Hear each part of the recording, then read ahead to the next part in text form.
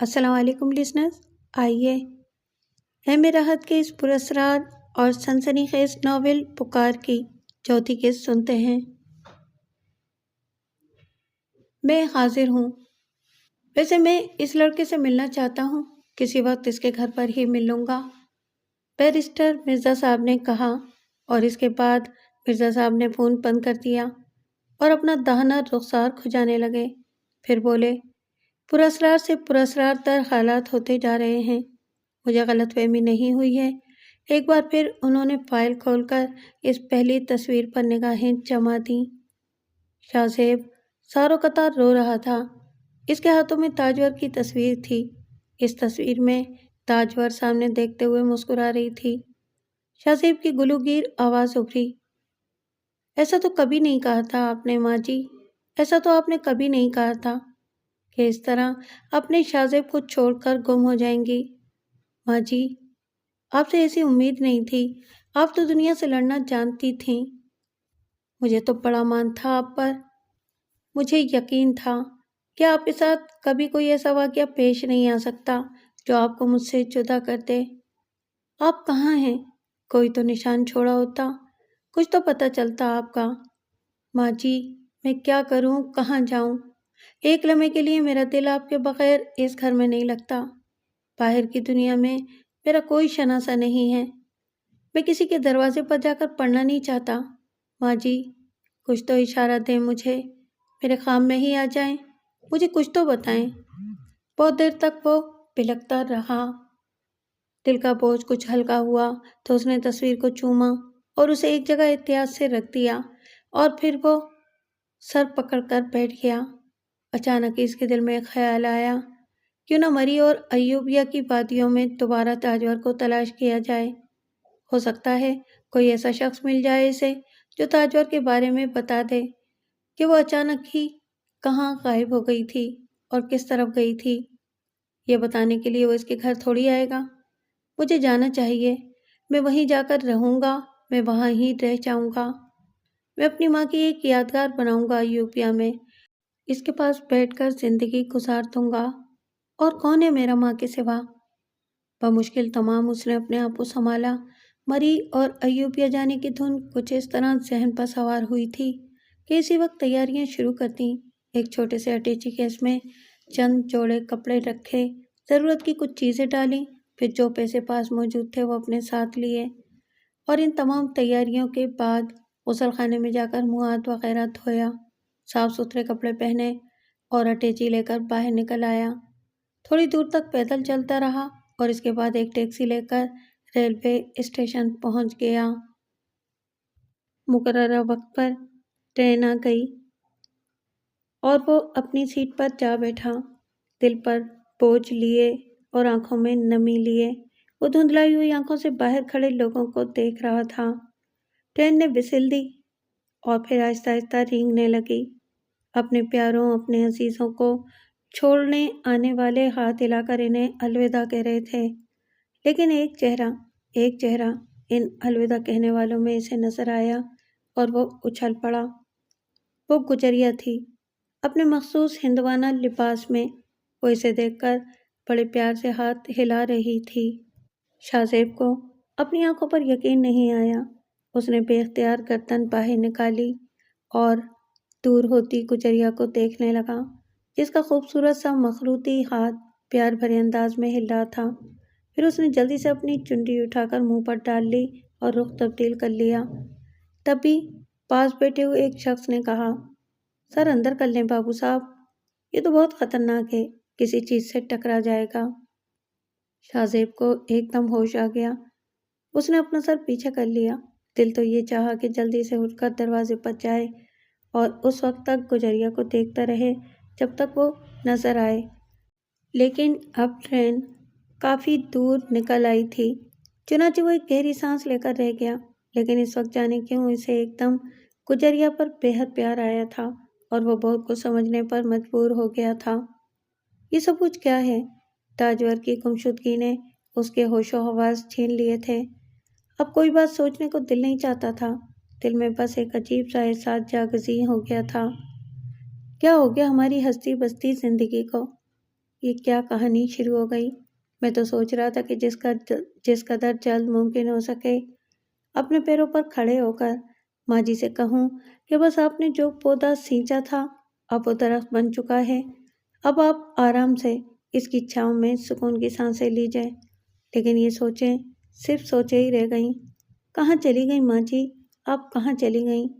آپ تو میرے بغیر دیوانی سی ہو جاتی تھیں۔ لیکن آپ ایک بات ذہن میں رکھیں، میں تلاش کروں گا آپ کو۔ یہ نہیں ہو سکتا کہ آپ ہمیشہ کے لیے میری نگاہوں سے اوجھل ہو جائیں۔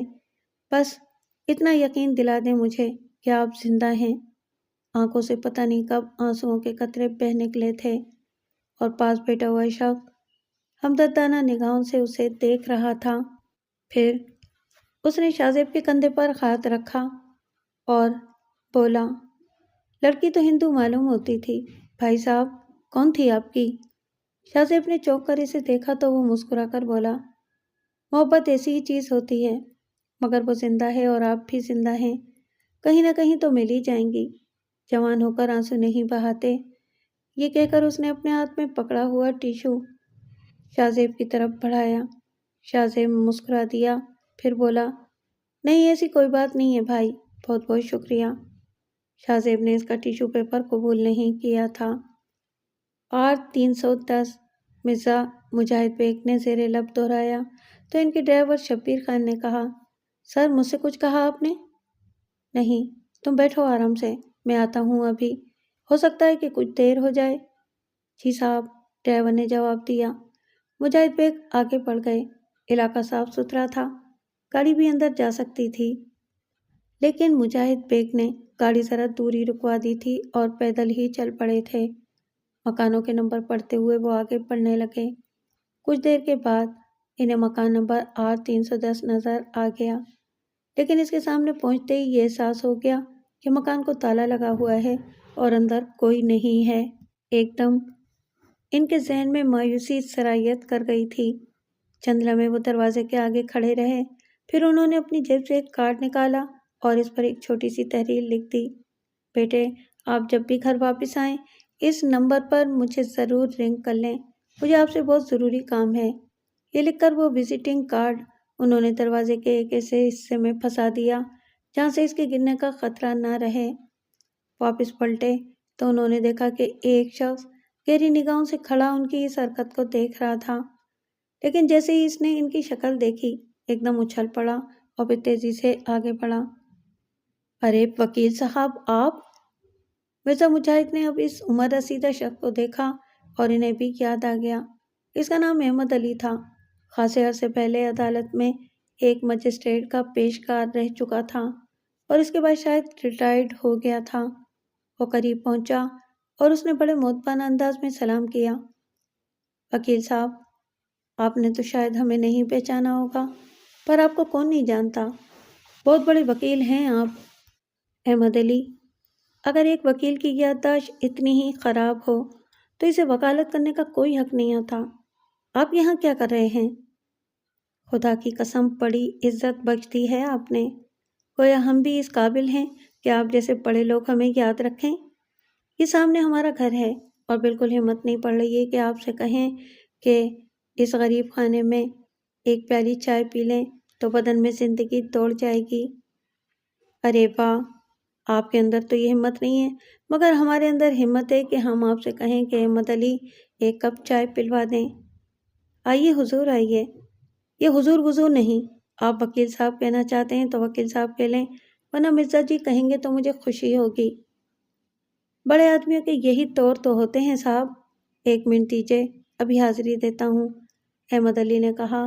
غالباً وہ انتظام کرنے اندر چلے گئے تھے۔ چھوٹا سا ڈرائنگ روم ایک درمیانے درجے کے گھر کا معلوم ہوتا تھا، لیکن اندر بلانے والے کے خلوص پر کوئی شک نہیں کیا جا سکتا تھا۔ احمد علی نے اپنی بیگم توحید سے چائے لانے کے لیے کہہ دیا تھا۔ میں نے آپ کو سامنے والے گھر میں اپنا کارڈ دروازے میں پھنساتے ہوئے دیکھا تھا، اس وقت آپ کی پشت تھی، میری طرف شکل نہیں پہچان سکا تھا۔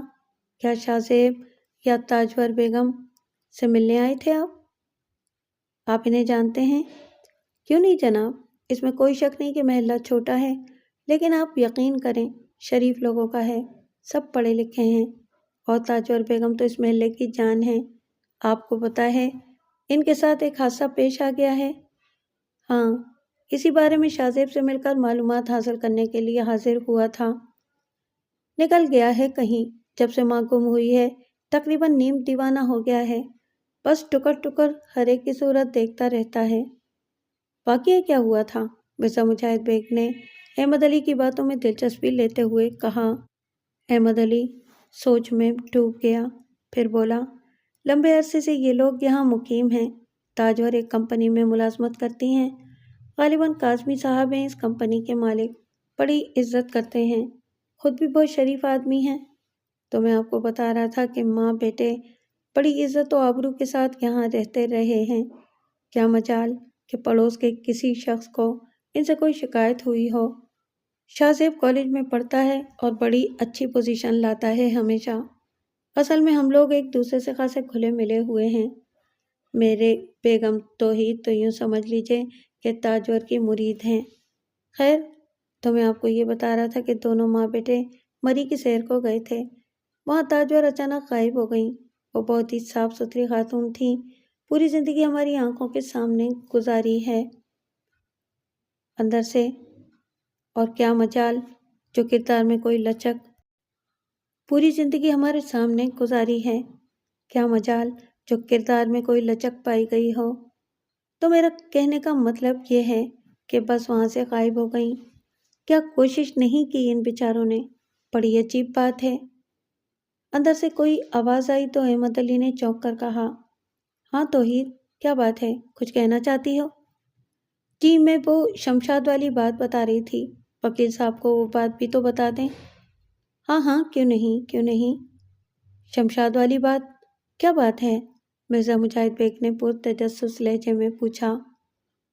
تھوڑے دن پہلے کی بات ہے کہ دو بندے یہاں شمشاد کو ملے، غالباً سندھ کے اندرونی حصے سے تعلق رکھتے تھے۔ شمشاد کا کہنا ہے کہ اچھی شکل و صورت کے حامل نہیں تھے، کچھ بدماش ٹائپ کے لوگ لگتے تھے۔ پوچھنے لگے کہ یہ R310 کیا برائے فروخت ہے یا کرائے پر اٹھایا جا رہا ہے؟ ہم نے کوئی ایسی بات سنی نہیں تھی۔ شمشاد نے انہیں منع کر دیا تو وہ چلے گئے، اور وہ بڑی پجیروں میں آئے تھے۔ توحید نے اندر سے لقمہ دیا۔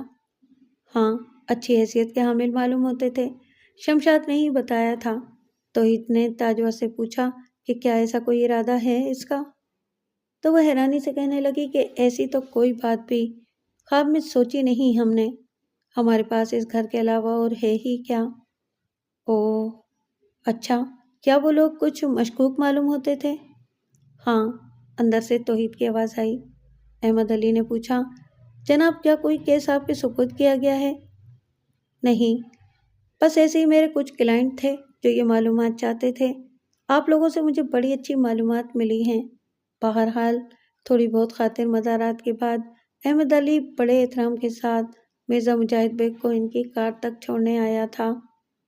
شاہ زیب برے حال میں تھا، لمبا سفر طے کر کے ایوبیا پہنچ گیا تھا، بس ایک لگن تھی، دن میں یہاں پہنچا تھا، شام ڈھلے تک پورے علاقے میں مارا مارا پھرتا رہا۔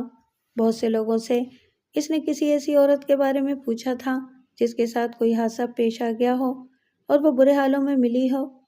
ان خان صاحب سے بھی اس کی ملاقات ہوئی جن کے احاطے میں تاجور بیٹھی ہوئی تھی اور پھر غائب ہو گئی تھی۔ خان صاحب نے شاہ زیب کو پہچان لیا اور ہمدردی سے بولے، تمہاری والدہ کا پتہ نہیں چلا تمہارے کو؟ نہیں خان صاحب، میں انہیں تلاش کرتا پھر رہا ہوں، اس دوران کہیں آپ کو کوئی لاش وغیرہ کی اطلاع تو نہیں ملی؟ نہیں صاحب، ہم بھی انسان کا بچہ ہے، ہمارے کو بھی ایسے واقعات سے دکھ ہوتا ہے، آپ یقین کرو میں نے خود بھی بڑا معلومات کیا، آخر ادھر سے کون جا سکتا ہے صاحب؟ میں آپ کو بولے وہ اپنے آپ ادھر سے گیا ہے، کسی نے کوئی ایسا حادثہ یا واقعہ نہیں دیکھا جس سے یہ پتہ لگے کہ اس کے ساتھ کوئی غلط کام ہوا ہے۔ رات ڈھلتی چلی جا رہی تھی، شاہ زیب وہاں سے ہٹ کر ایک ویران سی جگہ جا بیٹھا۔ سیر و سیاحت کرنے والے بہت دور جا چکے تھے یا انہوں نے اپنے قیام کے لیے جو جگہ منتخب کی تھی وہاں موجود تھے۔ شاہ زیب ایک ویران سی جگہ پر ایک چھوٹے سے درخت کے پاس بیٹھا ہوا تھا، کچھ کھایا پیا بھی نہیں تھا، دل بھی نہیں چاہ رہا تھا، بس ایک وحشت سی دل پر سوار تھی۔ کیا تاجور اب اسے کبھی نہیں ملے گی؟ ان سوچوں کے ساتھ ہی اس کی آنکھوں سے آنسو روا تھے کہ اچانک ہی اسے وہی خوشبو محسوس ہوئی جو کجریا کے بدن سے پھوٹتی تھی، اور وہ وحشت زدہ انداز میں کھڑا ہو گیا۔ تھوڑے ہی فاصلے پر کجریا اس کی جانب آ رہی تھی، حالانکہ رات کے مکمل سناٹے پھیلے ہوئے تھے۔ روشنیاں بے شک تھیں، لیکن اتنے فاصلے پر کہ بس یہاں ان کا عکس ہی پہنچ رہا تھا، جبکہ کجریا کسی روشن مجسمے کی طرح دمک رہی تھی۔ وہ آہستہ آہستہ اس کی جانب آ رہی تھی، اس کی آنکھوں سے محبت کے سوتے پھوٹ رہے تھے اور اس کے حلق سے مدھم مدھم آوازیں نکل رہی تھیں۔ راجا بابو، راجا بابو، بہت اداس ہو تم؟ راجا بابو، میں تمہیں بتاؤں ماں جی کا سراغ، ماں جی کا سراغ۔ ابھی اس نے اتنا ہی کہا تھا کہ اچانک ہی کچھ آوازیں ابھریں اور جگن ناتھ اور رام ناتھ نمودار ہو گئے۔ انہوں نے کجریا کا راستہ روک لیا تھا۔ کجریا، تو خود تو کتے کی موت مری ہے، تو نے ہمیں بھی کہیں کا نہیں چھوڑا۔ جا، واپس لوٹ جا۔ اگر تو واپس نہ لوٹی تو تیری اس حرکت کا خمیازہ اسے بھگتنا پڑے گا، تیرے راجا بابو کو، سمجھی؟ جگن ناتھ نے غضبناک لہجے میں کہا۔ ماں جی حویلی میں۔ کجریا نے آگے بھی کچھ کہنا چاہا، لیکن رام ناتھ نے اس کے منہ پر ہاتھ رکھ دیا اور کجریا کی آواز پھچ گئی۔ تب پہلی بار شاہ زیب کے بدن میں جھنجھناہٹ سی ابھری۔ وہ کچھ قدم آگے بڑھا اور سخت لہجے میں بولا، چھوڑو اسے، بولنے دو۔ پیچھے ہٹ جاؤ راجا بابو، ہمیں چھونے کی کوشش مت کرنا، رام ناتھ سانپ کی طرح پھنکارا۔ میں اسے اپنی ماں کے بارے میں پوچھنا چاہتا ہوں، اسے چھوڑ دو، ورنہ، شاہ زیب خرایا۔ لے جا رام ناتھ، اسے لے جا، ورنہ انرتھ ہو جائے گا۔ رام ناتھ نے کجریا کو پوری طاقت سے پیچھے گھسیٹا اور کجریا کے حلق سے چیخ نکلی، راجا بابو، راجا بابو۔ لیکن رام ناتھ اسے دبوچے ہوئے پیچھے گہرائیوں میں اتر گیا۔ شاہ زیب نے جگ ناتھ پر حملہ کر دیا۔ وہ پوری قوت سے اس پر حملہ آور ہوا تھا، لیکن پھر اسے خود سنبھلنا پڑا۔ وہ جگ ناتھ کے بدن سے گزر گیا تھا۔ جگ ناتھ ٹھوس انسانی وجود نہیں رکھتا تھا۔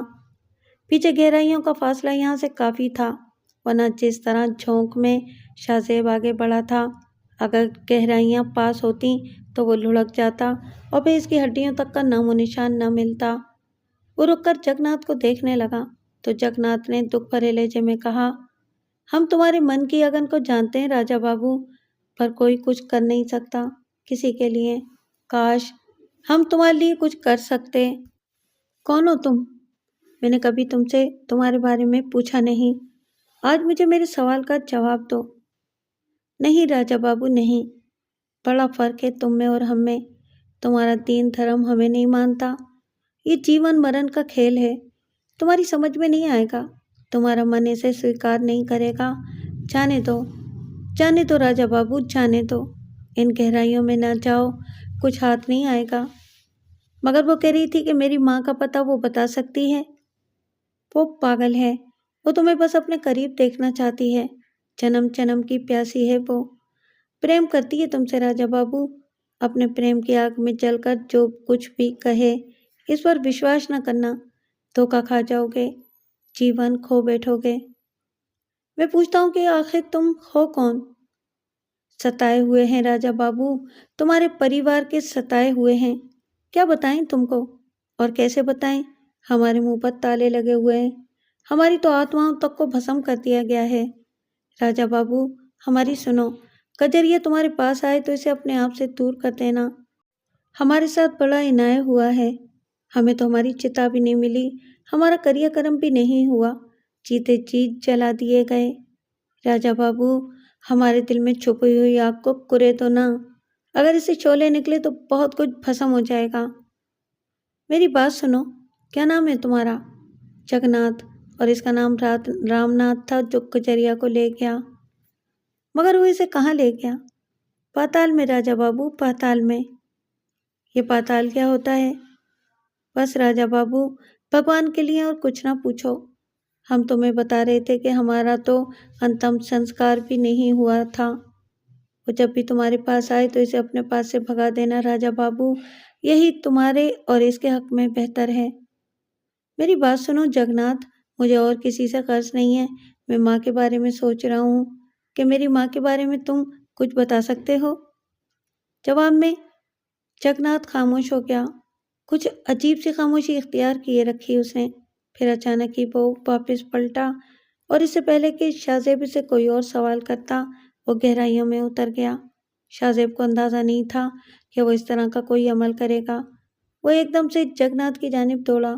آج وہ اس اسرار کو معلوم کر لینا چاہتا تھا، لیکن گہرائیوں کے قریب پہنچ کر اس نے نیچے جھانکا تو دور دور تک کسی کا نام و نشان نہیں تھا۔ کراچی کے علاقے کلفٹن میں یہ عظیم الشان ڈپارٹمنٹل اسٹور اپنی مثال آپ تھا، جدید ترین سہولتوں سے آراستہ، ہر طرف لفٹیں اور خودکار زینے، حسین ترین اسٹال، درمیان کی ایک منزل میں ایک بہت ہی اعلیٰ پائے کا ریسٹورانٹ جو پورے کا پورا شیشے کا بنا ہوا تھا۔ اس کے اندر اتنی خوبصورت میزیں لگی ہوئی تھیں اور یہ ریسٹورانٹ کرسٹل ونگ کے نام سے پہچانا جا سکتا تھا۔ اختر جمال اور شاہدہ کافی دیر سے ڈپارٹمنٹل اسٹور کی سیر کر رہے تھے۔ انہوں نے جو خریداری کی تھی اسے اٹینڈنٹ کے حوالے کر کے اس کا بل بنوانے کے لیے کہا تھا، کیونکہ کافی دیر سے ڈپارٹمنٹل اسٹور میں گھوم رہے تھے، اس لیے کچھ تھکن سی ہو گئی تھی۔ طے یہ کیا گیا کہ ایک کپ کافی پی جائے، چنانچہ دونوں کرسٹل ونگ کی طرف چل پڑے۔ پتہ ہی نہیں چلتا تھا کہ کرسٹل ونگ میں داخل ہونے کا دروازہ کون سا ہے۔ حقیقت یہ تھی کہ جہاں بھی ہاتھ کا دباؤ ڈالا جائے دروازے ہی دروازے تھے۔ باہر طور وہ اندر داخل ہو گئے اور اندر ایک مہذب لیڈی ویٹر نے ان کی رہنمائی ایک میز کی جانب کی اور دونوں اس طرف چل پڑے۔ شاہدہ نے تھکے تھکے انداز میں کرسی پر بیٹھتے ہوئے کہا، کتنا ٹھنڈا ماحول ہے، ضرورت سے کچھ زیادہ ہی تیز اے سی چلا رکھا ہے انہوں نے۔ ہاں، اصل میں کافی دیر سے ہم اے سی میں ہیں، اس لیے تمہیں کچھ زیادہ سردی محسوس ہو رہی ہے۔ جلدی سے کافی منگواؤ، شاہدہ نے کہا۔ اس کے کچھ بولنے سے پہلے ہی ویٹرس ان کے نزدیک آ کر کھڑی ہو گئی۔ کافی؟ یس سر۔ ویٹرس نے گردن جھکائی اور وہاں سے چلی گئی۔ شاہدہ گہری گہری سانس لینے لگی تھی۔ اچانک ہی وہ اچھل پڑی۔ اس نے پھٹی پھٹی آنکھوں سے کچھ دور بیٹھے ہوئے ایک جوڑے کو دیکھا۔ بہت ہی خوبصورت لوگ تھے، مرد بھرے بھرے بدن اور گورے چہرے والا تقریباً 40 سالہ شخص تھا، اور اس کے ساتھ کی عورت 28-30 سال کی ایک انتہائی پروقار اور پرتمکنہ شخصیت کی مالک تھی۔ دونوں اپنے سامنے رکھے ہوئے مشروب سے شغل کر رہے تھے۔ اختر جمال نے شاہدہ کا انہماک دیکھا تو خود بھی چونک کر انہیں دیکھنے لگا۔ شاہدہ کے چہرے پر ایک عجیب سی کیفیت تھی۔ اختر جمال اس کیفیت کو حیرت سے دیکھتے ہوئے بولا، واقعی بہت خوبصورت جوڑا ہے، بڑی بات ہے۔ عمر کے آگے بڑھ جانے کے باوجود بعض لوگ خود کو مینٹین رکھتے ہیں۔ یہ شاہدہ کے منہ سے آواز نکلی۔ ارے کیا ہوا شاہدہ؟ خیریت؟ میری پھوپھی ہیں۔ کیا؟ اختر جمال حیرت سے بولا۔ ہاں، پھوپھی گلنور، بھاولپور والی۔ میں نے آپ کو مختصراً ان کے بارے میں بتایا تھا۔ اوہ، اور وہ واجد بھائی ہیں؟ اختر جمال نے کہا۔ ہاں، تو پھر اٹھو نا، چلتے ہیں ان کے پاس، ملتے ہیں ان سے۔ ایک منٹ رکو تو صحیح۔ شاہدہ نے اختر جمال کے ہاتھ پہ ہاتھ رکھ دیا۔ میں نے تم سے کہا تھا شاہدہ کہ کسی دن بتائے بغیر بھاولپور چلیں گے، ان سے ملیں گے، پھوپھی گلنور اور واجد بھائی سے۔ جھگڑا ہوگا تمہارے خاندان والوں کا، میرا تو نہیں ہے نا۔ میں تو اپنی سسرال کے ہر فرد سے بہت خوش اخلاقی کے ساتھ ملوں گا۔ پھوپھی بہت اچھی ہیں اختر، میں خود بھی ان سے ملنا چاہتی ہوں۔ تو پھر انتظار کس بات کا ہے؟ مجھے ڈر لگ رہا ہے، نہ جانے میرے ساتھ ان کا رویہ کیا ہو۔ ارے اٹھو چلو، میں سب سنبھال لوں گا، اختر نے پورے اعتماد لہجے میں کہا، اور اس کے بعد وہ اپنی جگہ سے اٹھ گئے۔ ان لوگوں نے شاید انہیں ابھی تک دیکھا نہیں تھا۔ اچانک ہی وہ ان کے قریب پہنچے تو دونوں اجنبی سی نگاہوں سے انہیں دیکھنے لگے، اور پھر ایک دم پھوپھی گلنور کے چہرے پر ایک عجیب سی کیفیت چھا گئی۔ ان کے منہ سے لڑکھڑاتی ہوئی سی آواز نکلی، شاہدہ شاہدہ تم؟ شاہدہ نیچے جھکی اور اس نے اپنی دونوں باہیں گلنور کی گردن میں ڈال دیں۔ گلنور نے بھی اس کے سر پر ہاتھ رکھ دیا تھا۔ میری بیٹی، میری بچی، میری شاہی۔ واجد سرد نگاہوں سے انہیں دیکھ رہے تھے۔ پھر وہ اپنی جگہ سے اٹھے اور انہوں نے اختر جمال کی طرف ہاتھ بڑھاتے ہوئے کہا، اور یہ پوچھنے کی تو ضرورت نہیں کہ تم اختر جمال ہو؟ جی سر۔ اور آپ پھپھا واجد علی شاہ صاحب؟ اتنا بڑا نام نہ لو یار، واجد شاہ کہہ دو۔ واجد شاہ کے چہرے کی مسکراہٹ بھی واپس آ گئی۔ گلنور بھی اٹھ کھڑی ہوئی تھی اور شاہدہ کو بڑے پیار سے گلے لگائے ہوئی تھی۔ آس پاس کے لوگ اس ملاپ کو عجیب سی نگاہوں سے دیکھ رہے تھے۔ گلنور نے کہا، بیٹھو شاہی۔ بیٹے آپ اختر جمال ہیں؟ جی پھوپھی جان، لیکن آپ کے منہ سے بیٹے کا لفظ سن کر کچھ عجیب سا لگ رہا ہے۔ کیوں؟ بیٹھو نا، گلنور نے کہا اور اختر جمال بے تکلفی سے کرسی کھینچ کر بیٹھ گیا۔ اصل میں آپ مجھ سے 1 آدھ سال ہی بڑی ہوں گی شاید، اور آپ کہہ رہی ہیں مجھے بیٹا۔ رشتہ تو میرا بڑا ہے نا۔ ہاں تو اب آپ یہ بتائیے کہ میں آپ کو پھوپھی کہوں یا تمہارا کیا دل چاہتا ہے کہنے کے لیے؟ واجد صاحب کو واجد بھائی اور آپ کو گلنور بہن۔ شکریہ، تم نے بھابھی کہنے کی کوشش نہیں کی، ورنہ میرا تو رشتہ ہی ٹوٹ جاتا تم سے۔ دیکھو بیٹے، احترام کے رشتے کو کوئی بھی نام دے دیا جائے، نام کی کوئی حیثیت نہیں ہوتی۔ اصل مسئلہ احترام اور پیار کا ہوتا ہے۔ تم لوگوں کو دیکھ کر دلی خوشی ہوئی ہے۔ اور ایک بات تمہیں بتاؤں شاہدہ تم شاید میری بات پر یقین نہ کرو، تمہاری شادی کے بعد 2 بار یہاں آ چکی ہوں۔ واجد کو کچھ کام تھا، اور یہ بات شاید تمہارے علم میں نہ ہو کہ واجد جب بھی کراچی آتے ہیں میرے بغیر نہیں آتے۔ میں نے کتنی بار یہ آرزو کی تھی کہ کاش تم کہیں سرے راہ نظر آ جاؤ تو میں تمہیں اور اختر کو دیکھ لوں۔ بڑی آرزو تھی تمہیں دیکھنے کی۔ خیر، فرض تو ہمارا بنتا تھا نور باجی کہ ہم آپ کے پاس آئیں، اور آپ یقین کریں کہ کسی بھی دن آپ کو سرپرائز دینے پہنچ جاتے۔ لیکن ایک بات ضرور عرض کرنی ہے، آپ بہت بڑے دل کی مالک معلوم ہوتی ہیں۔ میں نے شاہدہ سے سنا ہے، لیکن اگر آپ کبھی غریب خانے کو رونق بخش دیتی تو آپ یقین کیجئے میں آپ کے قدموں میں بیٹھ جاتا۔ اچھے بچے معلوم ہوتے ہو شاہدہ۔ تم لوگوں نے مجھے اپنی شادی میں نہیں بلایا نا؟ خیر، قصور تمہارا ہوتا تو میں تم سے کبھی نہ ملتی، سمجھ رہی ہو نا تم؟ میں جانتی ہوں کہ تم مجھے کتنا چاہتی ہو، لیکن وہ، اور پھر سب سے بڑی بات یہ ہے کہ جب میری ماں ہی نے میرے لیے راستے بند کر دیے تو باقی اور کیا رہ جاتا ہے؟ ابو تو اس دنیا میں ہے نہیں۔ گلنور کی آواز بھر آ گئی۔ شاہدہ کی آنکھوں میں آنسو آ گئے تھے۔ یہ خواتین بھی بڑی عجیب ہوتی ہیں، خوشی کا موقع ہوتا ہے تب بھی روتی ہیں، اور غم کا ہو تب بھی۔ ارے بھائی، پھوپھی بھتیجی مل گئی ہیں تو ملاقات کے راستے ہموار ہو گئے ہیں، اس میں رونے کی کیا بات ہے؟ واجد علی نے خوشگوار لہجے میں کہا۔ میں تم سے کسی کے بارے میں نہیں پوچھوں گی، رشتے تو کبھی ٹوٹتے نہیں مگر دل ٹوٹ جاتے ہیں، گلنور نے کہا۔ چلو چھوڑو، اب چلنا ہے یہاں سے، تمہیں معلوم ہے کہ مجھے کام ہے، واجد علی نے کہا۔ پھر اختر سے بولا، جی اختر جمال صاحب، پھر ہو جائے کوئی مردانہ وعدہ؟ جی ضرور، اختر نے مسکرا کر کہا۔ کب آ رہے ہو؟ بہت جلد۔ آپ کے مشاغل کیا رہتے ہیں؟ تفصیل تو بعد کی ملاقات میں بتاؤں گا، اینگرو یوریا کا کام کرتا ہوں۔ اوکے۔ کچھ دیر بعد گلنور اور واجد علی وہاں سے چلے گئے۔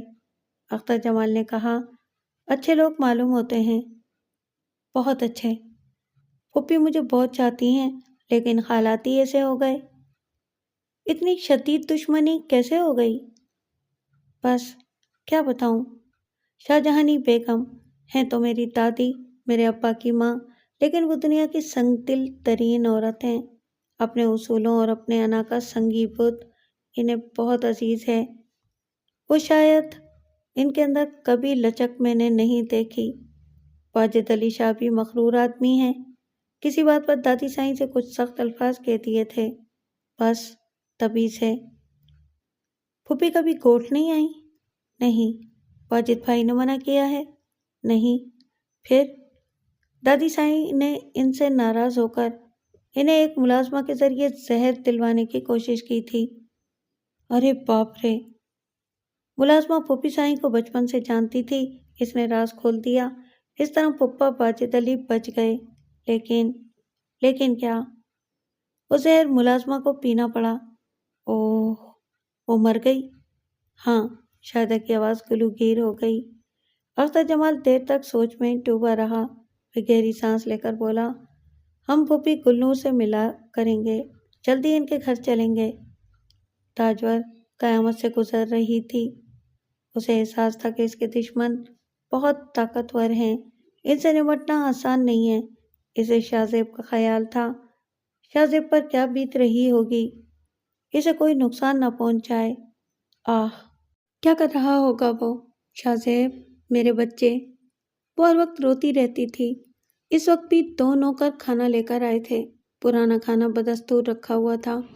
یہی ہو رہا تھا، وہ کھانے پینے کی اشیاء لاتے اور پھر انہیں واپس لے جاتے۔ روٹی کھاؤ بہن جی، مر جاؤ گی بھوک سے، کھانا لانے والوں میں سے ایک نے دل سوزی سے کہا، اور تاجور اسے غور سے دیکھنے لگی۔ پھر بولی، کیا نام ہے تمہارا؟ علی بخش بہن جی۔ علی بخش؟ انسان ہو یا صرف نوکر؟ ہیں جی؟ علی بخش نے کچھ نہ سمجھ کر کہا، مجھے یہاں سے نکال دو علی بخش، تمہیں زندگی بھر دعائیں دوں گی۔ تاجور نے عاجزی سے کہا، اوے علی بخش، چل ادھر سے، تجھے کہانیاں کرنے کو کس نے کہا ہے؟ موت آئی ہے کیا تیری؟ دوسرے نوکر نے علی بخش سے کہا۔ کھانا کھا لو بہن جی، علی بخش نے کہا۔ پھر وہ پرانا کھانا اٹھانے کے لیے جھکا تھا کہ تاجور نے تاک کر اسے لات ماری اور وہ دوسرے نوکر کو لپیٹ میں لے کر کلابازی کھا گیا۔ تاجور نے ایک لمحہ انتظار نہیں کیا اور زینوں کی طرف چھلانگ لگا دی جو اوپر جا رہے تھے۔ آخری زینے پر پہنچی تھی کہ تہہ خانے کے اوپری دروازے پر کھڑے ہوئے کسی شخص نے اسے باہر نکلنے سے روکنے کے لیے دروازہ پوری قوت سے بند کیا اور تاجور کے پاؤں اکھڑ گئے۔ وہ اڑتی ہوئی نیچے آئی اور سر کے بل قید خانے کے سنگی فرش پر گری۔ اس کے حلق سے چیخ بھی نہ نکل سکی، وہ خون میں نہا گئی تھی۔ گرنے والے دونوں نوکر کھڑے ہو گئے اور متوحش نظروں سے زخمی تاجور کو دیکھنے لگے جو بے سدھ پڑی ہوئی تھی۔ اوپر جو ملازم تھا وہ اوپر ہی کھڑا تھر تھر کانپ رہا تھا۔ دونوں ملازم چیختے ہوئے اوپر بھاگے اور تیسرے ملازم کو برا بھلا کہنے لگے۔ میرے کو کیا معلوم تھا بابا کہ ملازم کھگیا کر بولا، وہ تو جا کر تیمور سائیں کو خبر کرو ورنہ سب مارے جائیں گے۔ تیمور شاہ کو خبر ملی تو وہ دوڑت چلا آیا تھا۔ تاجور بے ہوش پڑی تھی۔ وہ ملازموں سے معلومات حاصل کرنے لگا۔ پھر اس نے ان تینوں سے کہا، او بابا، اگر یہ مر گئی تو تم تینوں کی قبر بھی اسی تہہ خانے میں بناؤں گا، یہ بات یاد رکھنا علی بخش۔ تو مہرداد سے کہہ کر پجرو لے کر ادھر آ جائے۔ جی سائیں، جو حکم۔ علی بخش سیڑھیاں چڑھ کر باہر بھاگا۔ کچھ دیر کے بعد تیمور شاہ بڑی رازداری سے زخمی تاجور کو لے کر اسپتال جا رہا تھا۔ نواب شاہ کے ایک بڑے اسپتال میں تاجور کو ایک بڑے ڈاکٹر نے چیک کیا اور بولا، زخم بہت گہرے ہیں۔ سائیں، کیسے چوٹ لگی؟ بس بابا، سیڑھیوں سے گر گئیں۔ اب پولیس والوں کی طرح تفتیش مت کرو، علاج کرو، تیمور شاہ نے کہا۔ مجھے ان زخموں پر شبہ ہے، پولیس کو رپورٹ کرنی پڑے گی۔ آپ علاج شروع کرو ڈاکٹر صاحب، پولیس کو بھی رپورٹ ہو جائے گی۔ میرے کو جانتے نہیں ہو؟ تیمور شاہ ہے میرا نام، کوٹ دستگیر کا مالک ہوں۔ آپ کا حکم سر آنکھوں پر۔ بڑے سائیں، میں نوکر ہوں، میں علاج شروع کرنا چاہتا ہوں اور بندے پولیس بلانے کے لیے بھیجتا ہوں، فرض شناس ڈاکٹر نے کہا۔ نوکر ہو بابا، نوکری ختم بھی ہو جاتی ہے، ہدایت دوسروں کے لیے کی جاتی ہے، اپنے لیے نہیں۔ سنو، اگر یہ مر گئی تو تمہیں اس کا قاتل ثابت کرنے میں مجھے کوئی دقت نہیں ہوگی، اور بابا پولیس ہماری بات مانے گی، تمہاری نہیں، تیمور شاہ نے کہا۔ ڈاکٹر نے فوراً وارڈ بوائز کو ہدایت کی اور وہ تاجور کو اسٹریچر پر لٹا کر آپریشن تھیٹر لے چلے۔ ڈاکٹر نے شاید آپریشن تھیٹر ہی سے پولیس کو فون کر دیا تھا۔ جو آفیسر اسپتال آیا تھا، اس نے تیمور شاہ کو دیکھتے ہی سلوٹ مارا تھا اور پھر عاجزی سے بولا تھا، سائیں آپ خیر تو ہے بٹے سائیں؟ تم ادھر کدھر بابا؟ جلال جان ہے نا تمہارا نام؟ جی بٹے سائیں، آپ کا نمک خار ایک زخمی آیا ہے، ڈاکٹر سعید اللہ نے مجھے فون پر تفتیش کو بلایا ہے۔ کسی زخمی عورت کے لیے؟ تیمور شاہ نے پوچھا۔ جی سائیں، خیر تو ہے؟ بابا ہماری رشتہ دار ہے، سیڑھیوں سے گر کر زخمی ہو گئی تھی، ہم اسے لائے ہیں۔ یہ ڈاکٹر کچھ زیادہ ہوشیاری نہیں دکھا رہا۔ ہم نے اپنے بارے میں بتا دیا تھا، پھر بھی اس نے اعتبار نہیں کیا اور تمہیں خبر کر دی۔ میں بات کرتا ہوں سائیں، 2 منٹ رکو، آفیسر نے کہا اور آگے بڑھ گیا۔ اسے کچھ دیر انتظار کرنا پڑا تھا، پھر اس کی ملاقات ڈاکٹر سے ہوئی۔ مجھے شبہ ہے سر کہ اسے زخمی کیا گیا ہے، ڈاکٹر نے پولیس آفیسر سے کہا۔ مر جائے گی کیا؟ آفیسر نے پوچھا۔ مر بھی سکتی ہے، سٹی اسکین کے لیے بھیجا ہے، دماغ میں چوٹ ہے، کچھ بھی ہو سکتا ہے۔ اس کے بعد آپ کیا کریں گے؟ سر جو آپ کہیں، آپ باقاعدہ رپورٹ درج کریں اور سب کچھ قانون کے مطابق کریں، ڈاکٹر نے کہا۔ پولیس آفیسر نے اسے غور سے دیکھا، پھر بولا، ایک مشورہ دوں ڈاکٹر صاحب؟ جی فرمائیے۔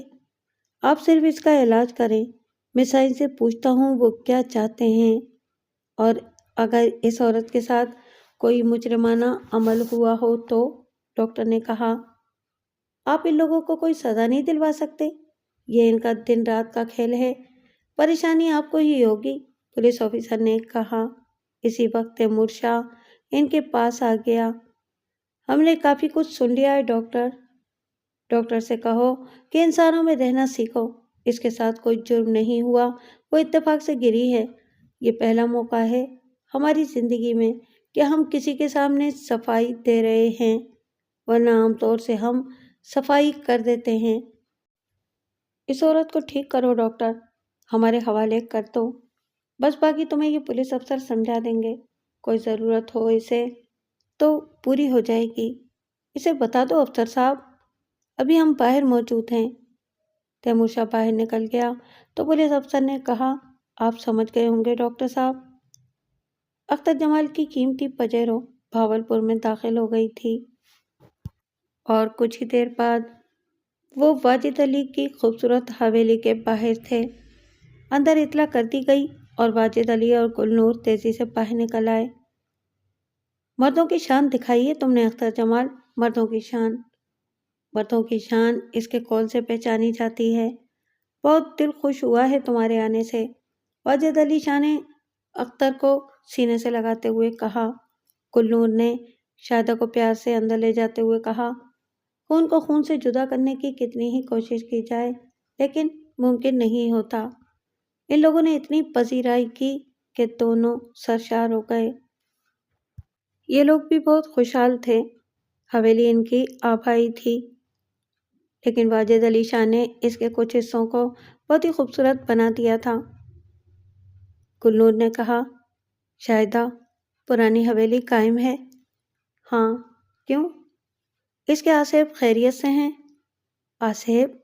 شاہدہ بولی، جنہیں گندی روح ہیں کہا جاتا ہے۔ ہاں وہ وہیں رہتی ہیں، شاہدہ نے جواب دیا۔ اختر جمال چونک کر بولا، اوہ، میرے کچھ سسرالی رشتہ دار ایسے بھی ہیں جنہیں میں نہیں جانتا۔ کون؟ واجد علی نے پوچھا۔ جنہیں آصف یا گندی روحیں کہا جا رہا ہے۔ کتنی بار دستگیر کوٹ گئے ہو؟ واجد علی نے پوچھا۔ بس 2-3 بار۔ وہاں تم نے آصف نہیں دیکھے؟ کچھ نئی حویلی میں، کچھ پرانی حویلی میں رہتے ہیں۔ ان الفاظ پر گلنور نے سنجیدہ نگاہوں سے واجد علی کو دیکھا، پھر بولی، واجد، وہ بہرحال میری ماں ہیں۔ ہاں ہیں تو؟ بڑی گول مول باتیں ہو رہی ہیں، کچھ سمجھ میں نہیں آ رہی، اختر جمال نے کہا۔ سوری یار، رشتہ داروں کی باتیں ہو رہی تھیں جنہیں تم نہیں جانتے۔ اماں سائیں کو واجد ضدی روح کہہ رہے ہیں۔ بالکل غلط، میں نے تو آصف کی بات کی ہے، واجد علی نے جلدی سے کہا۔ بڑی آصفی باتیں ہو رہی ہیں یہاں، اختر جمال نے کہا۔ پرانی حویلی دیکھی ہے تم نے اختر؟ واجد علی نے پوچھا۔ ہاں، دور سے دیکھی ہے۔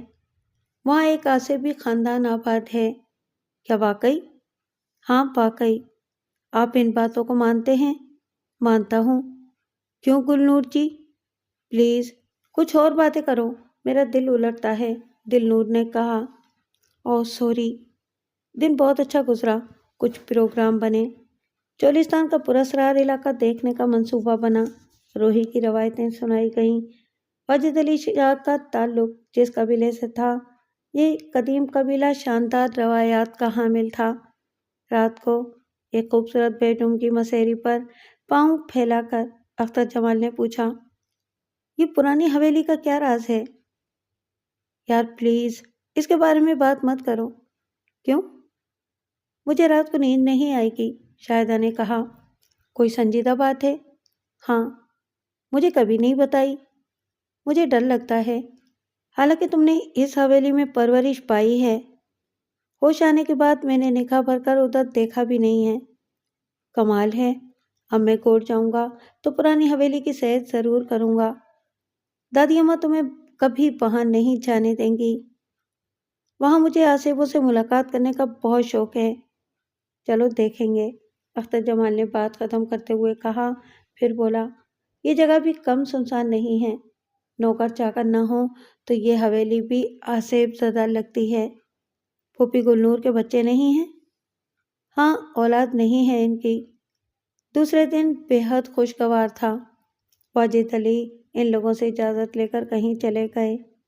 شاہدہ اور اختر حویلی کی سیر کرنے لگے۔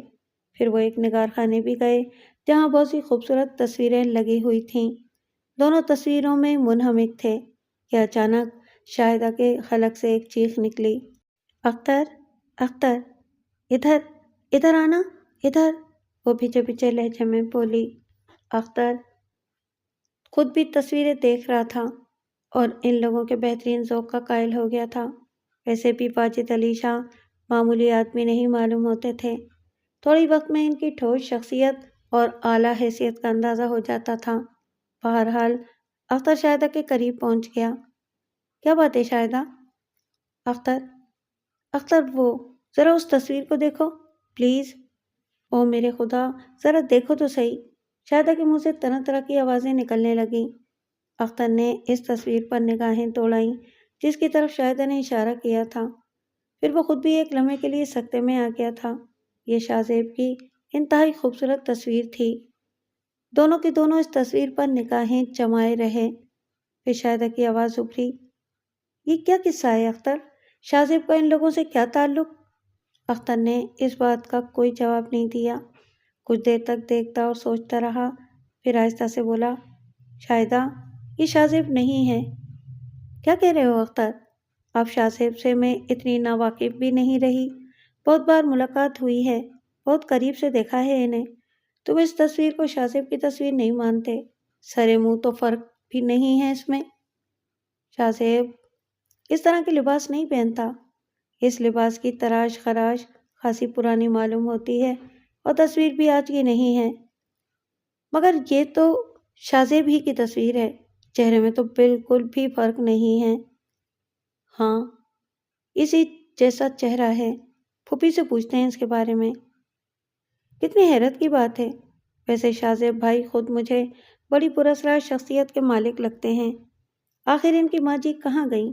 کوئی بہت ہی پراسرار بات ہے، ذرا دیکھو، ذرا بھی تو فرق نہیں چہرے میں، کتنی مماثلت ہے۔ لیکن میرا دل بھی کچھ عجیب سا ہو گیا ہے، آؤ چلیں یہاں سے شاہدہ۔ شاہدہ شاید خود بھی اس کے لیے تیار تھی۔ پھوپھی گلنور پتہ نہیں کہاں تھیں، 2-3 کمرے دیکھے، پھر ایک کمرے میں کچھ آہٹیں محسوس ہوئیں۔ حویلی میں تو لاتعداد کمرے تھے، اس کمرے میں وہ پہلی بار داخل ہوئے تھے اور یہ کافی فاصلے پر تھا۔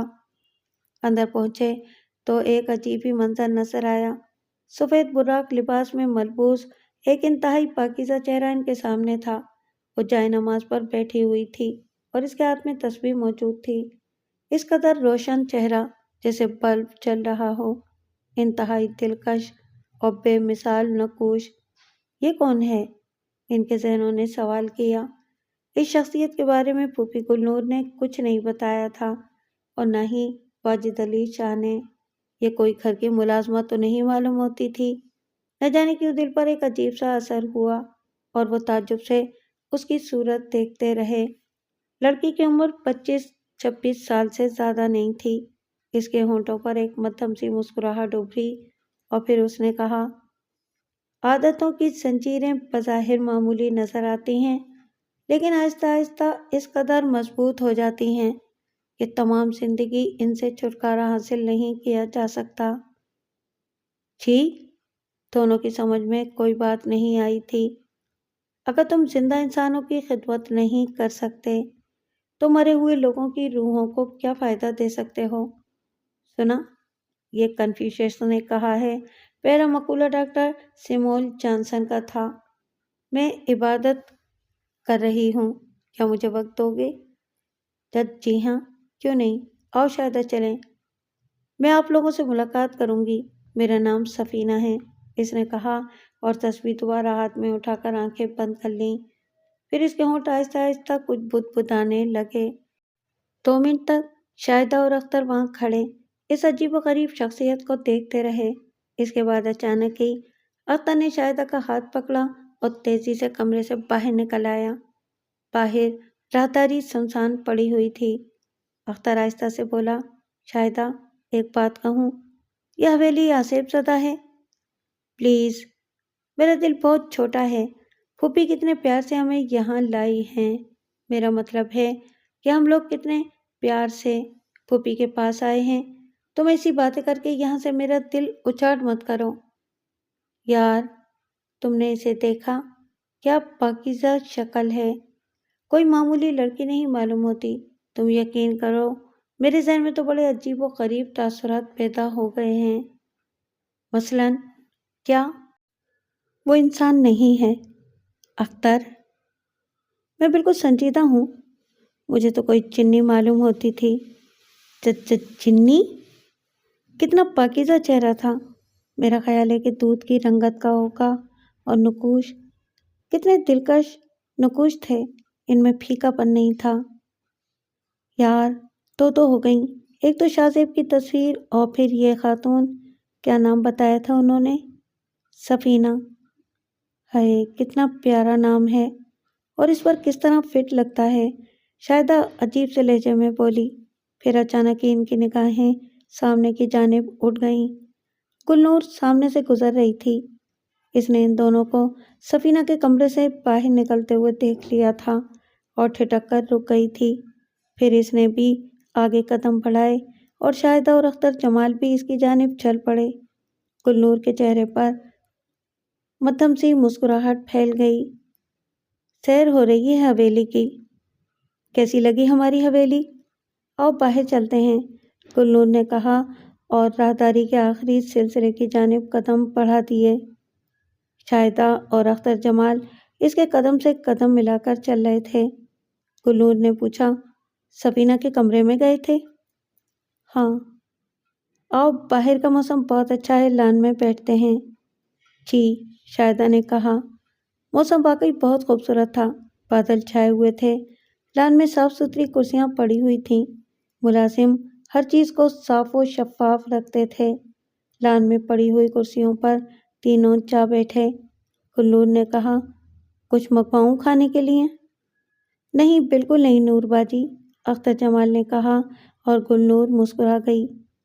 تم نے یہ رشتہ خوب جوڑا، مجھ سے مزہ آیا واقعی، بہت اچھا لگتا ہے مجھے۔ کھا لو، منگواتی ہوں، گلنور نے ایک ملازم کو ہاتھ سے اشارہ کیا۔ ملازم سامنے پورچ میں کھڑی ہوئی گاڑی صاف کر رہا تھا۔ کئی گاڑیاں تھیں، جن میں ایک لینڈ کروزر اور 2 گاڑیاں اور تھیں۔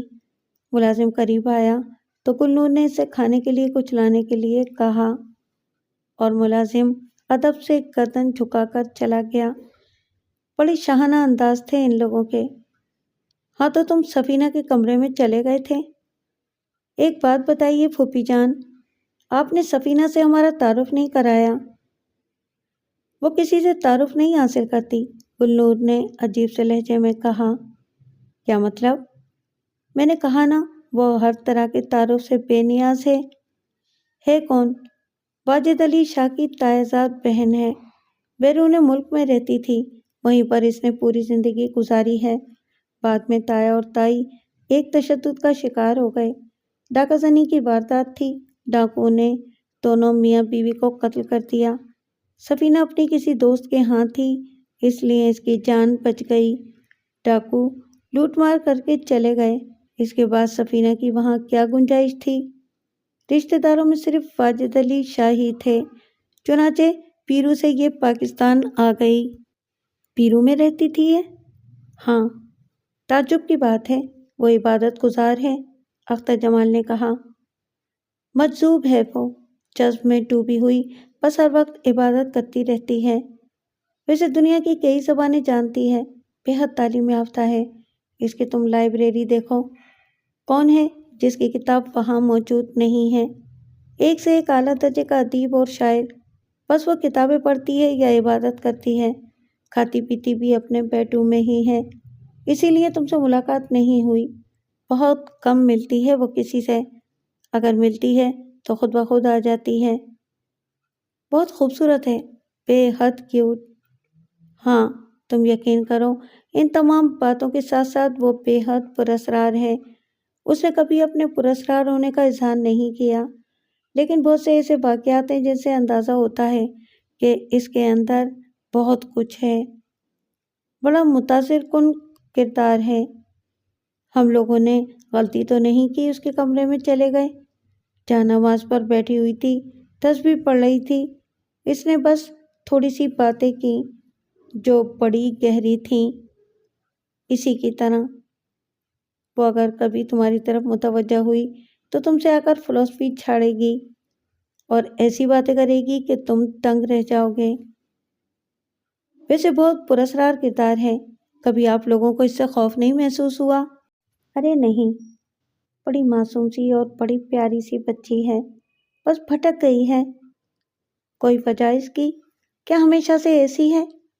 यकीन करो, इतनी मालूमात कभी हासिल नहीं हुई।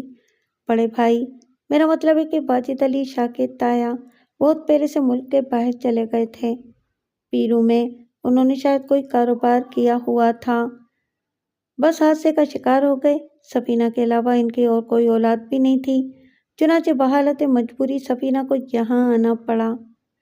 क्या वो यहाँ आकर खुश है? अख्तर जमाल ने सवाल किया। इतनी देर में मुलाजिम खाने पीने की अशिया ले आया था, जो इसने लाकर सामने रख दी। इनमें काफ़ी भी थी। काफ़ी के बर्तन से भाप उठ रही थी और बादलों भरे मौसम में इस भाप की खुशबू बड़ी दिलकश लग रही थी। गुलनूर प्यालियाँ सीधी करके कॉफ़ी बनाने लगी। बाकी चीज़ों की प्लेटें उसने उनकी जानिब सिरका दी थीं। आपने बताया नहीं, क्या वो यहाँ खुश है? इसकी खुशी और गम का कोई पता ही नहीं चलता। यहाँ आई थी, हमने कराची एयरपोर्ट पर रिसीव किया और फिर से यहाँ ले आए।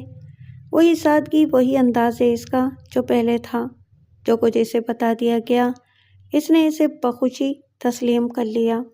अपने काम अपने हाथ से करती है, कभी कभी किचन की जानिब भी चली जाती है। मैंने इसे बड़ी मुश्किल से मना किया तो मान गई। इबादत गुजार है, तहज्जुद तक पढ़ती है। ज़्यादातर इसका वक्त इबादत में गुजरता है या फिर अपनी किताबें पढ़ते हुए। कुछ चिल्ले वजीफ़ों का चक्कर तो नहीं गुलबाजी? अरे वाह, तुम कभी मुझे गुल कहते हो, कभी नूर कहते हो। आहिस्ता आहिस्ता खर्च करता हूँ ना, अख्तर जमाल ने जवाब दिया और गुलनूर हंस पड़ी। उसने काफ़ी की प्यालियाँ इनके सामने सर्व की और अपनी प्याली उठाकर पीने लगी। गाड़ी से उतरने के बाद वो आहिस्ता आहिस्ता चलता हुआ इनके करीब पहुंचा और एक कुर्सी पर बैठ गया। इतनी देर में मुलाजिम दौड़ा दौड़ा कॉफ़ी का एक कप लेकर आ गया था। गुलनूर इसके लिए काफ़ी बनाने लगी। फिर उसने आहिस्ता से कहा, ये लोग सफीना से मिले थे। एक लम्हे के लिए यूं महसूस हुआ जैसे ये नाम सुनकर वाजिद अली शाह को हल्का सा धचका लगा हो, लेकिन इसने फौरन ही अपने आप को संभाल लिया और मुस्कुराकर बोला, कैसी लगी हमारी बहन तुम्हें अख्तर जमाल? हम लोग इसी के बारे में बात कर रहे थे वाजिद भाई। गुलबाजी ने इसके बारे में तफसीलात बताई हैं। हाँ, बहुत प्यारी बच्ची है, بہت پیاری، بے ضرر، اور سب سے بڑی بات یہ ہے کہ عبادت گزار ہے۔ بھائی، ہمارا ذرا تھوڑے سے برے لوگوں میں شمار ہوتا ہے، لیکن سفینہ، آپ یقین کرو، اس کے آنے سے میرے گھر میں بڑی برکت ہوئی ہے۔ میں اسے بابا صاحب کہہ کر پکارتا ہوں۔ اچھا نام رکھا ہے آپ نے بابا صاحب، شاہدہ مسکراتے ہوئے بولی۔ ہم نے 2 بڑی عجیب چیزیں دیکھی ہیں یہاں۔ اختر جمال نے آخرکار اپنا دوسرا مقصد بھی بیان کیا۔ اچھا، وہ کیا؟ گلنور نے مسکراتے ہوئے پوچھا۔ نور باجی، سفینہ کے علاوہ ہم آپ کی آرٹ گیلری میں گئے تھے۔ آرٹ گیلری میں ایک تصویر دیکھ کر ہم دنگ رہ گئے۔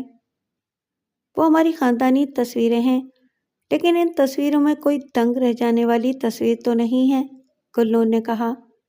ہے گل باجی، اور ایسی حیران کنیں کہ آپ سنیں گی تو دنگ رہ جائیں گی۔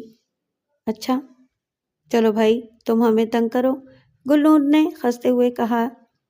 آئیے، اختر جمال نے کہا، اور سب اس کمرے کی طرف چل پڑے جسے آرٹ گیلری بنایا گیا تھا۔ ماحول بے حد پراسرار تھا، بلکہ یوں لگتا تھا جیسے یہ تصویریں زندہ ہوں۔ ان کے آنے سے پہلے یہ سب ایک دوسرے سے باتیں کر رہے ہوں، اپنے اپنے بارے میں ایک دوسرے کو بتا رہے ہوں، اور پھر اچانک کسی کی آمد پر خاموش ہو گئے ہوں اور منتظر ہوں کہ دیکھیں آگے کیا ہوتا ہے۔ ایک عجیب سا احساس، ایک عجیب سی پراسرار سکوت تھا۔ یہاں داخل ہونے کے بعد ایک دم سے ان لوگوں کے اندر بھی سنجیدگی آ گئی تھی۔ پھر گلنور نے یہ طلسم توڑا۔ جی اختر جمال، کون سی تصویر کی بات کر رہے ہیں آپ؟ میں ان سب سے آپ کا تعارف کروا دوں۔ 1 منٹ رکو، انہیں بتانے تو دو، کون سی تصویر نے انہیں حیران کیا ہے؟ یہ اختر جمال نے اس تصویر پر ہاتھ رکھ دیا جو شاہ زیب کی ہو بہو نقل تھی۔ یہ کس کی تصویر ہے؟ واجد علی شاہ نے گلنور کی طرف دیکھا۔ گلنور کے چہرے کے نقوش پتھرا سے گئے تھے۔ نہ جانے تصویر کے بارے میں معلوم کرنے سے اس کے اندر کے کون سے جذبے نے کچھ پریشانی محسوس کی تھی۔ پھر اس نے کہا، اس تصویریں نے آپ دونوں کو حیران کیوں کیا؟ مجھے بتائیں گے؟ ویسے یہ تصویر میرے باپ کی ہے، میرے بہت ہی پیارے ابو جو اب اس دنیا میں نہیں ہیں۔ شاہدہ اور اختر جمال کے چہرے پر ایک دم سے ایک عجیب سی کیفیت نمودار ہو گئی تھی۔ شاہدہ کے منہ سے ایک سرسراتی سی آواز نکلی، دادا ابو، سائیں ہمایوں علی شاہ؟ ہاں، یہ انہی کی تصویر ہے۔ میں جانتی ہوں کہ تم نے انہیں کبھی نہیں دیکھا ہوگا۔ میں یہ بھی جانتی ہوں کہ اماں سائیں نے پوری حویلی سے یہ تصویر ہٹا دی ہے، اور یہ بات آج کی نہیں، بہت پرانی ہے۔ تم کیا حویلی میں رہنے والے بہت سے لوگ اس حویلی کے اصل مالک سائیں ہمایوں علی شاہ کو نہیں جانتے؟ یہ اماں شاہ جہانی سائیں کا حکم تھا کہ گھر میں اگر کوئی چھوٹی سے چھوٹی تصویر ہمایوں علی شاہ کی ہے تو اسے ضائع کر دیا جائے، اور ایسا ہی ہوا۔ چھوٹے بچوں نے، جن میں کچھ اس وقت تھے اور کچھ نہیں تھے، کبھی اس گھر کے سربراہ کی شکل تصویروں میں بھی نہیں دیکھی۔ اختر جمال کے چہرے پر حیرت کے نقوش منجمد تھے، اور شاید ابھی پھٹی پھٹی آنکھوں سے اس تصویر کو دیکھ رہی تھی۔ اچانک ہی واجد علی شاہ نے پوچھا، لیکن تم اس تصویر کو دیکھ کر اس قدر حیران کیوں ہوئی، جبکہ تم نے بچپن سے لے کر آج تک اس تصویر کو کبھی نہیں دیکھا؟ میں نے اس تصویر کو زندہ دیکھا ہے پھوپھا سائیں، شاہدہ نے عجیب سے لہجے میں کہا۔ واجد علی اور گلنور چونک کر اسے دیکھنے لگے۔ گلنور نے کہا، اور اس سنجیدہ ماحول میں مجھے یقین ہے کہ تم کوئی مذاق نہیں کر رہی ہوگی۔ ہاں، میں مذاق نہیں کر رہی، اور اب جب سے مجھے یہ معلوم ہوا ہے کہ یہ تصویر میرے دادا سائیں کی ہے اور آپ کے ابو کی ہے، تو غیر سنجیدگی کا تو سوال ہی پیدا نہیں ہوتا۔ تو پھر تم مجھے یہ بتاؤ کہ تم نے یہ تصویر کہاں دیکھی؟ یہ تصویر، آپ یقین کر لو، اگر اس کا لباس پرانے زمانے کا نہ ہوتا تو شاہ زیب کو میں آپ کے سامنے لا کھڑا کر دیتی۔ یہ تصویر ہو بہو شاہ زیب کی ہے۔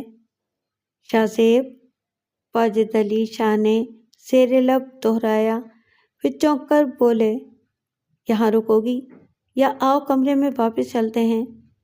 جی پھوپھا سائیں، آئیے، شاہدہ نے کہا۔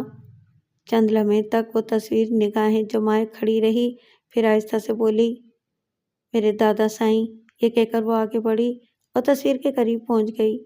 اس نے تصویر پر ہاتھ پھیر کر دیکھا اور پھر کھوئے کھوئے انداز میں پلٹ کر وہاں موجود دوسرے لوگوں کو دیکھنے لگی۔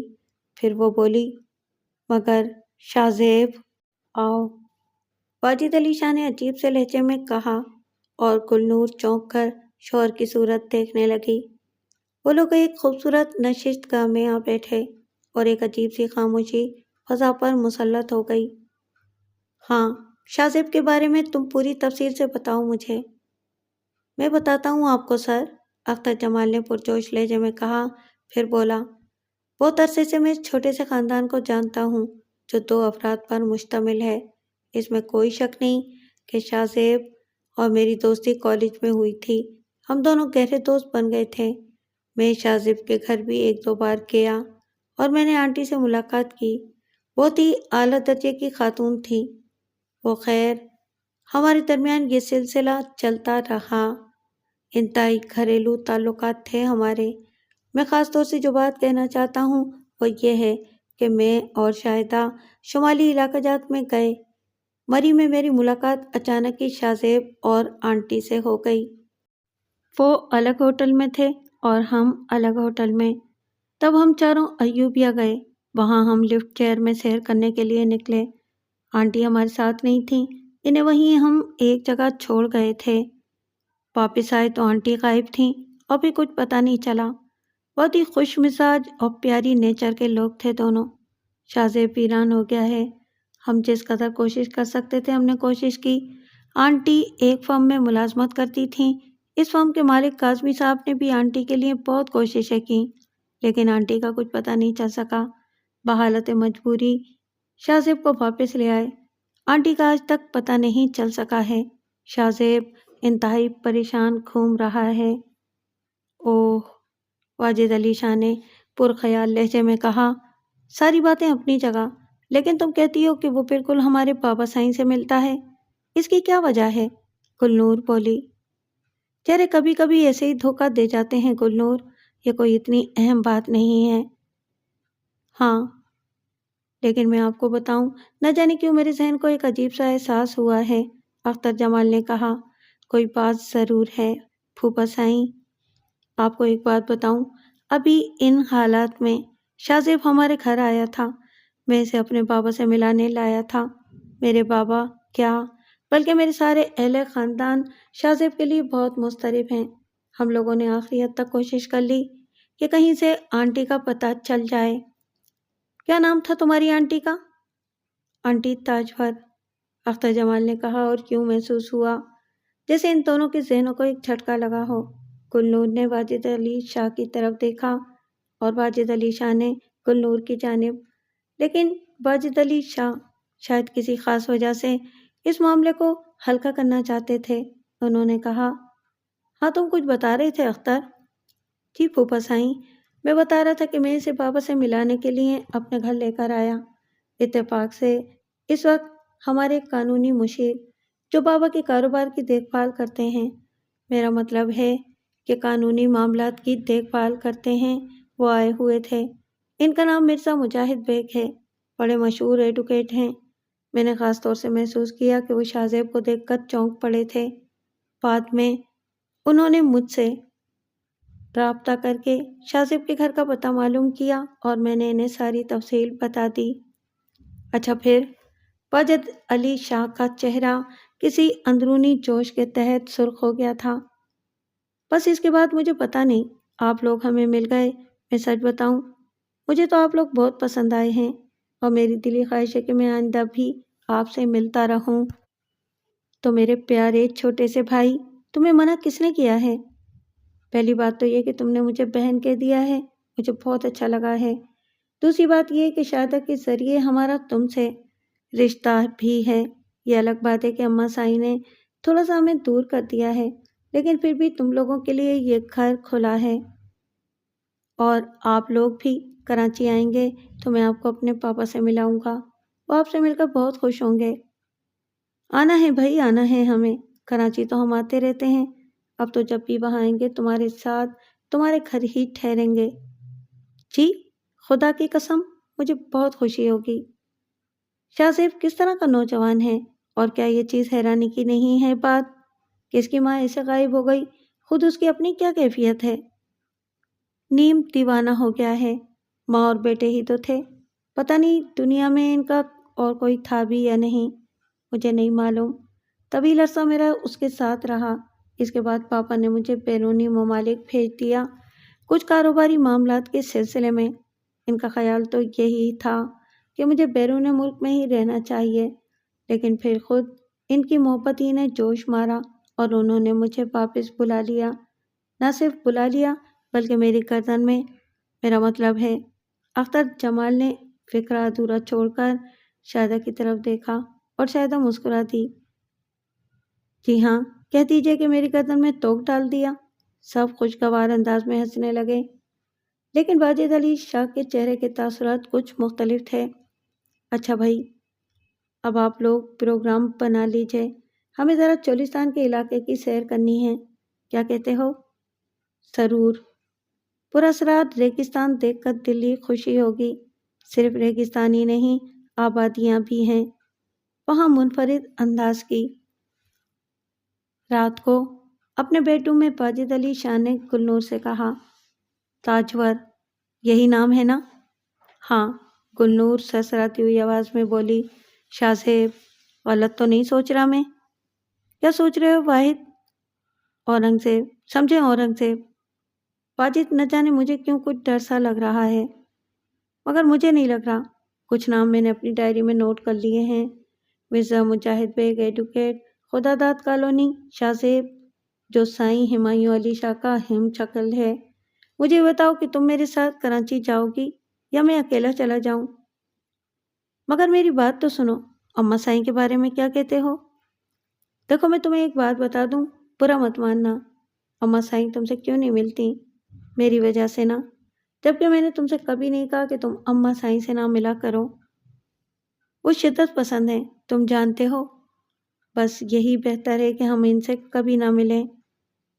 میں کچھ اور کہہ رہا تھا گلنور، میں نے آج تک کبھی تمہیں ان سے ملنے سے منع نہیں کیا، میں خود بھی پیچھے ہٹ گیا۔ دیکھو، ہر شخص کا اپنا ایک مقام ہوتا ہے، میں ایک اچھے قبیلے کا فرد ہوں، ہمارا قبیلہ بہت بڑا ہے اور ہم لوگ اپنی قدیم روایتیں رکھتے ہیں۔ تمہاری محبت، تمہارا احترام سر آنکھوں پر، لیکن معاف کرنا، میں اماں سائیں سے ڈرتا ہوں، نہ سائیں جہانگیر شاہ اور تیمور شاہ سے۔ میں خاموشی سے گردن جھکائے بیٹھا ہوا تھا، لیکن مجھے لگ رہا ہے کہ کچھ مظلوم آوازیں میرے کانوں تک پہنچ رہی ہیں۔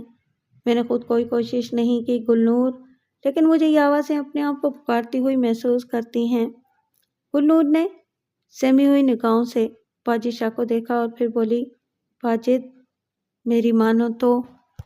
نہیں گلنور، نہیں، یہ غلط ہے۔